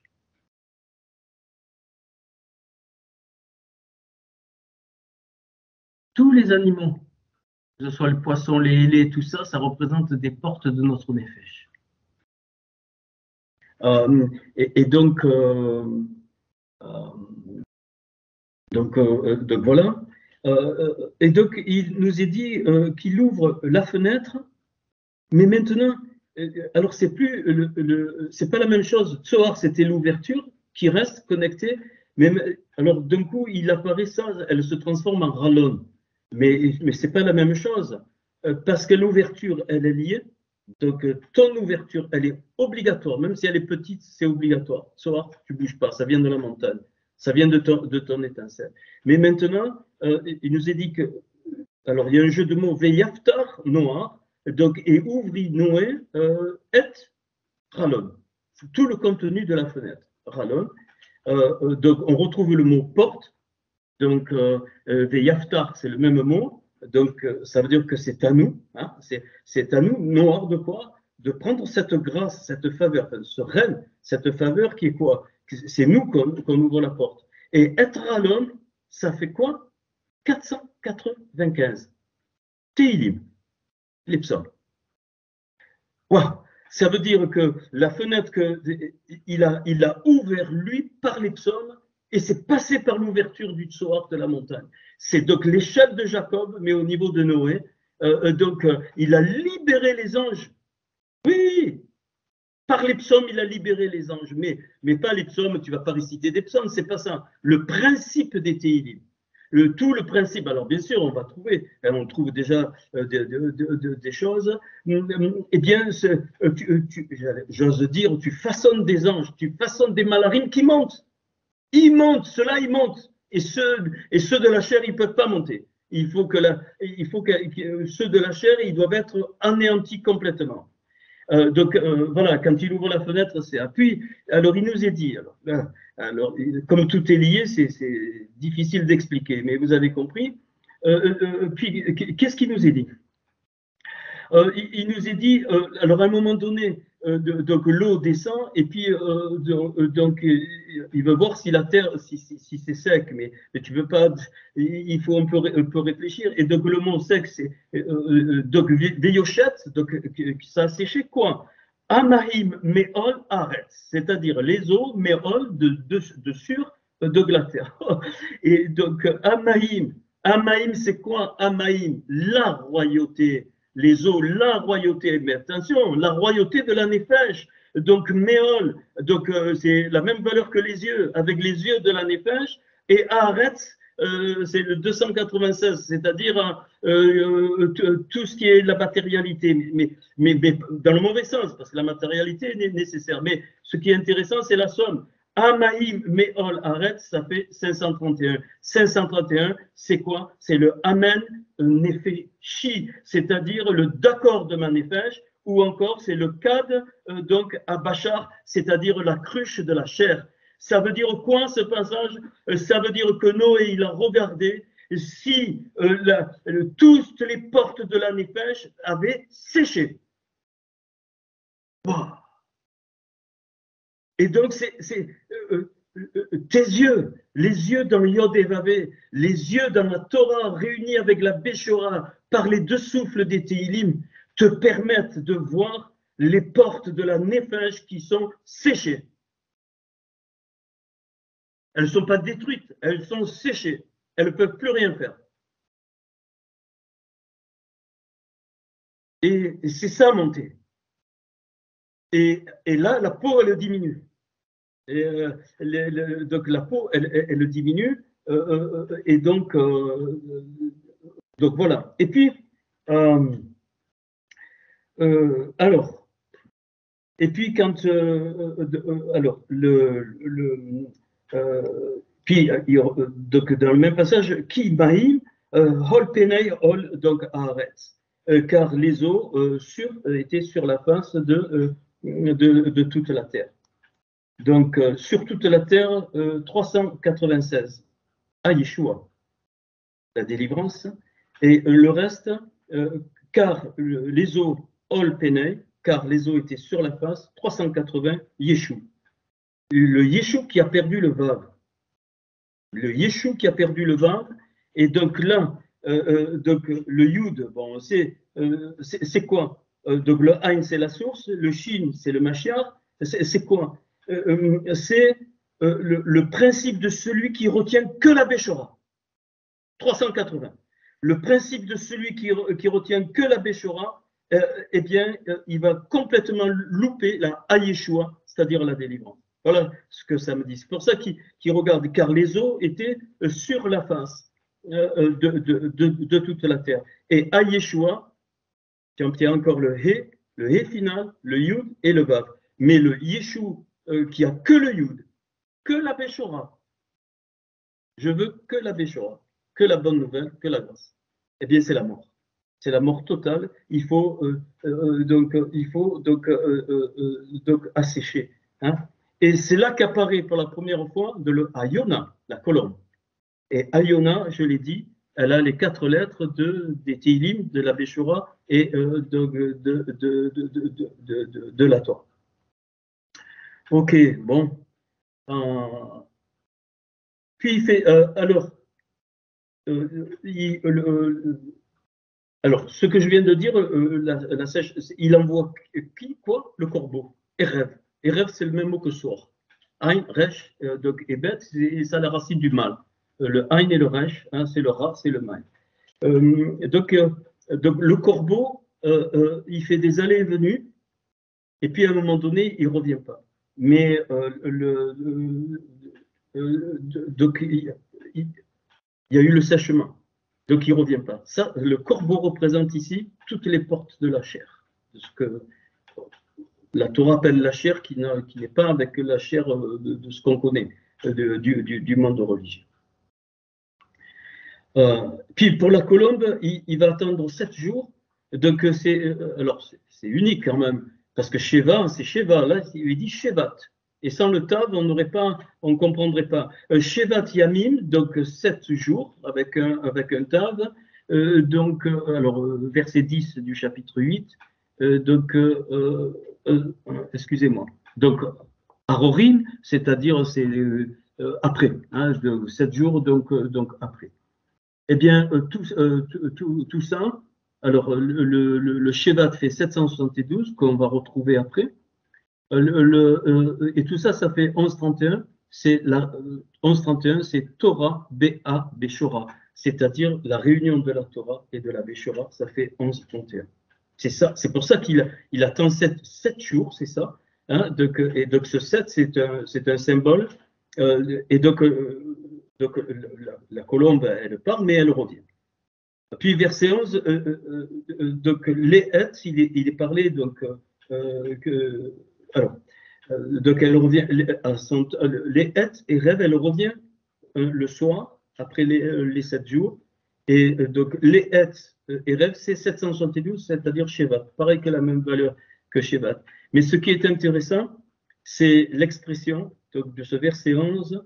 Et les haït, elle revient avec une feuille ailée. Ailée, la feuille, c'est monter. Ain, lamed et ma'alot. Ain, lamed, c'est pour monter. Donc, elle revient avec un élément pour monter qui est quoi? Zaït. Zaït, c'est l'huile. Hein, donc, l'huile. La valeur de ça, donc Elé Zaïd, donc la feuille d'huile, c'est 522, c'est-à-dire maintenant est venue la Béchora. Pas dans le temps. Maintenant est venue la Béchora. Et puis je me suis dit, mais pourquoi il précise donc une feuille d'olivier fraîche, Teref 289, et on comprend après, et puis donc Bépi, c'est-à-dire dans son bec. Eh bien, dans son bec, c'est la royauté, 97. Avec la royauté, en fait, elle revient du temps qu'elle n'a pas chopé la royauté grâce à la Béchora, eh bien, elle ne peut pas. Mais là, elle revient avec, et ça fait quoi? Le teref de Bépi, c'est-à-dire ce qui est frais dans son bec, 386. Et 386, c'est Yeshua. Donc là, c'est clair donc, le verset, c'est-à-dire que donc, la Béchora est venue, quoi? Pour maintenant rendre la réunion, le 772 de la Torah et de la Béchora pour l'accomplir, l'achever dans le principe de la délivrance finale qui vaut 386. Ouais, allez, je fais suivre le verset 11. Et donc, alors nous on lit donc Veyada noir et Noé connu, qui Kalon, donc Amaïm, car les eaux, donc il a connu donc que les eaux Méhol, donc Aretz, donc étaient donc sur donc la terre. Eh bien, donc les eaux sur la terre fait 531, c'est-à-dire ce que la Néphage dit et qui veut, ce que la Néphage veut, donc les portes mauvaises qui font rentrer donc les mauvais souffles, pardon. Donc il faut les exterminer. Or la valeur de ce verset 1, enfin exterminer les portes, les assécher, et ce verset 11, enfin cette partie de verset 11 fait 845. 845, 450 plus 395. 395, Neshama, 450, Kol Neshama. Neshama, toute la Neshama, et on a vu que le 450, c'était lié donc, aux cellules de l'arche de Noé avec les 150 psaumes, et 450, c'est aussi Témim, c'est-à-dire la Neshama Témi parfaite. Donc, là, alors après, il faudra aller chercher dans les psaumes, bon, j'ai trouvé déjà des choses, mais donc le but, c'est d'arriver donc à une neshama parfaite, et pour ça, donc alors Veyada, j'ai oublié de vous détailler, mais Veyeda est connu Noé, Noir, Veyeda c'est 90, c'est-à-dire la royauté, il a connu, connu la royauté, c'est la même valeur. Donc Noir, eh bien, alors ça va donner Shaddai 314, c'est-à-dire Veyada Noir qui Kalon, donc elles avaient diminué, ça fait pile 314 qui est Shaddai, et Shaddai c'est la main du feu ou encore la puissance. Shaddai, El Shaddai, c'est le Dieu tout-puissant. Et à un moment, la colombe ne revient plus. Elle ne revient plus. Et Noé comprend. Et ça représente le dernier Gilgul. Elle ne revient plus. Fini. Et ça, c'est pour nous, ça représente ça. Et c'est pour ça que maintenant, il n'est plus dit Ayona, mais il est dit Et Ayona. Tout le contenu de Ayona, donc les deux et le Yud et le Vav, les Teilim, je répète, la Péchora et la Torah, et Et Ayona, ça fait 477, 9 fois 53. C'est-à-dire, il retrouve les 9 lumières dans le jardin. Et donc, il y a, et ces 9 lumières dans le jardin, ils avaient accès. Il y a l'arbre de vie, qui est donc la Béchora et la Torah, imbriqués.